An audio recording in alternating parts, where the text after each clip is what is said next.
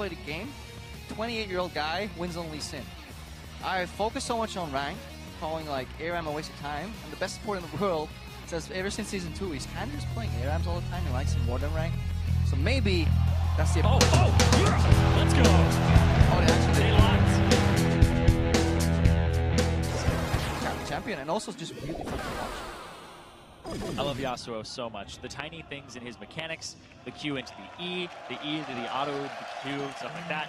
It's really cool. And then there's a lot of great tricks too, where you can like spin on a minion before R-ing. Yeah, Mata's running 1% crit.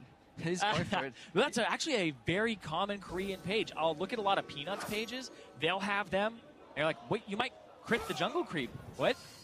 That's actually happened to me once. Actually, it happened in the OGN finals. Is that why you lost? We lost for many more reasons than that, but that was actually 1% crit. Let's hold it. That's the story I'm gonna tell. I stole a red buff because my jungle crit right before the last auto attack. That's what happened on a live game, and then we tilted a tiny bit. So who'd you give the red buff over to? I was Soraka.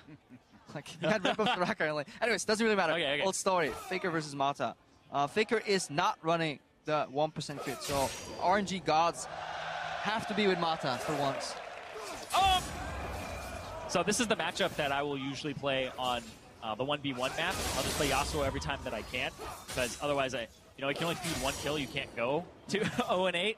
It prevents me from doing that. But every time you miss a Q, it's actually a big deal in this matchup. Yeah, it's about lining up the Qs to hit both minions and honestly the enemy Yasuo. Mata got pressured first because he really didn't feel comfortable trading against Faker. Faker standing on the outside of turret range here, so every time Mata walks up, he can at least get a Q in the face. He wants to stack it up. It's a very micro-heavy matchup, but you really want to click really right next to your team. Faker's still level 1. Oh, Faker might be done. He has to get out. That was a really good trade by Mata. Got him again! Power shot. Ignite. One more. Oh my God, did that! Mata takes down Faker. And he takes over the Spanish crowd. I think I'm trying to break this down. It all goes back to the Q that Faker used after the first wave. The crowd is in love with this. Faker again. Mirror match. The opponent's terms goes down. Team Ice. Ooh. I mean, yeah, Faker used the Q when he turned around into the thin air, and Mata just rushed for that first minion, got level 2, and then went so aggressive on Faker that Faker never got access to that dying creep.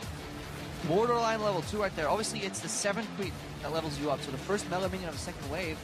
Faker should have been there quicker because he had the push. Yeah, well, the thing is, Faker got the push on him, and when the minions actually create a nice line for the Yasuo, you have more chase down. You have a longer lane to actually make the Yasuo run down. So being underneath your turret in a mirror match like this isn't necessarily the worst thing, because they have to keep running from you. You get an E on them.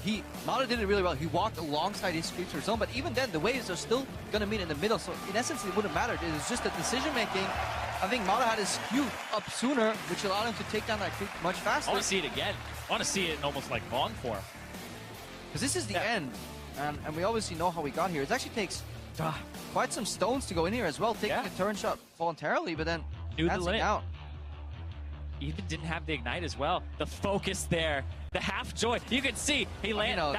That's where it's like he landed the knock-up. Because like I always hated 1v1s anyways. So many pieces all back together now. What's your vision?